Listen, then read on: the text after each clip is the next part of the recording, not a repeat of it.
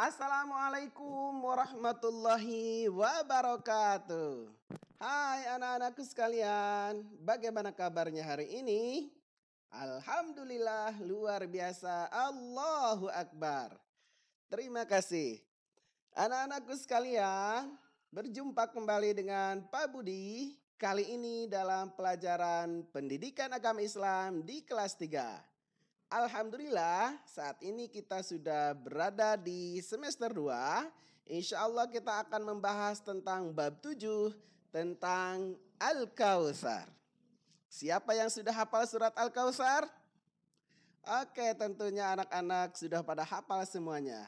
Tetapi sebelum kita lebih jauh membahas tentang surat Al-Kautsar, siapa yang masih ingat nyanyian dengan judul Pada Hari Minggu?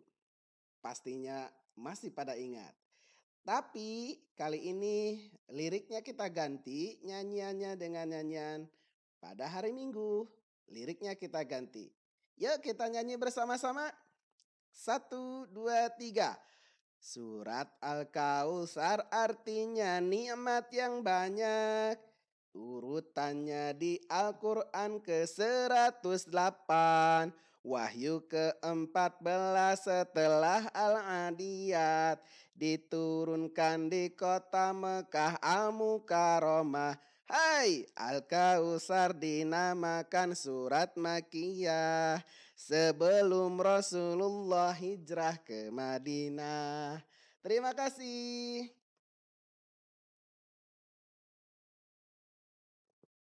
Baiklah anak-anakku sekalian, selanjutnya kita bacakan surat Al-Kautsar secara bersama-sama. Yuk ikuti bacaan Bapak. A'udzu billahi minasyaitonir rajim. Bismillahirrahmanirrahim. Inna a'tainakal kautsar fasholli lirabbika wanhar. Inna syani'aka huwal abtar. Shadaqallahul azim. Yang artinya, sesungguhnya kami telah memberikan kepadamu nikmat yang banyak. Maka dirikanlah sholat karena Rabbmu dan berkorbanlah. Sesungguhnya orang-orang yang membenci kamu, dialah yang terputus. Maha benar Allah dengan segala firman-Nya.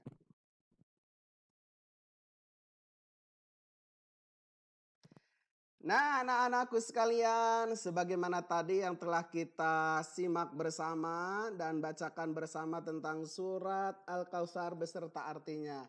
Jadi ternyata kita itu sudah mendapatkan nikmat dari Allah Subhanahu wa taala yang sangat-sangat banyak. Sangat-sangat banyak sehingga tak terhingga jumlahnya. Tidak bisa kita hitung oleh hitungan jari. Bahkan hitungan komputer pun tidak akan bisa menghitung nikmat yang diberikan oleh Allah kepada kita sekalian. Kita lihat dan kita rasakan di dalam tubuh kita ini, mulai dari atas, dari kepala sampai ke kaki, sampai ke bawah. Itu semua adalah nikmat dari Allah Subhanahu wa taala. Yuk kita bayangkan di dalam kepala kita, misalkan sudah ada rambutnya. Bayangkan kalau kita tidak mempunyai rambut, ya, maka kita perlu syukuri. Jumlah rambut kita ada berapa? Banyak sekali. Nah, seharusnya kita perlu bersyukur kepada Allah sebanyak rambut minimal ya yang ada, yang tumbuh di kepala kita. Kemudian mata kita, alhamdulillah kita diberikan nikmatan berupa mata bisa melihat, subhanallah. Maka gunakanlah mata itu untuk kebaikan, untuk melihat ciptaan Allah, untuk melihat Al-Quran kalau kita membacanya. Oke, kemudian kita diberikan telinga untuk mendengar. Mendengar apa? Mendengar nasihat-nasihat yang baik. Mendengar ceramah ataupun pelajaran-pelajaran yang diberikan oleh guru dan lain sebagainya. Kita diberikan mulut yang luar biasa, bisa bicara, ya, bisa berdialog dengan teman-teman, berdiskusi dengan teman-teman, maka gunakanlah mulut itu sebagai tanda syukur kepada Allah, gunakan dengan hal-hal yang baik. Tangan juga kita harus syukuri, maka gunakanlah tangan itu dengan hal-hal untuk kebaikan, kaki dan lain sebagainya. Pokoknya kalau kita hitung mulai dari atas sampai kaki, maka kita tidak akan pernah mengetahui jumlahnya berapa, saking banyaknya. Oleh karenanya jangan lupa kita bersyukur kepada Allah Subhanahu wa taala.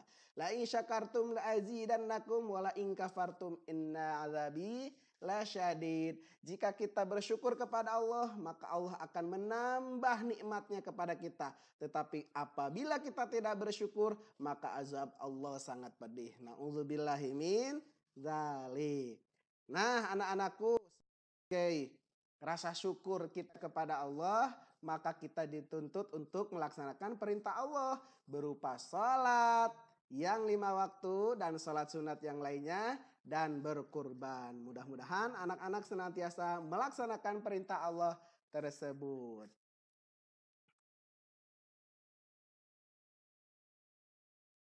Anak-anakku yang dimuliakan oleh Allah Subhanahu wa taala, tadi setelah kita membaca surat Al-Kautsar, di antara isi kandungan dari surat Al-Kautsar itu, yang pertama adalah Allah memberikan nikmat yang banyak kepada kita, kepada manusia.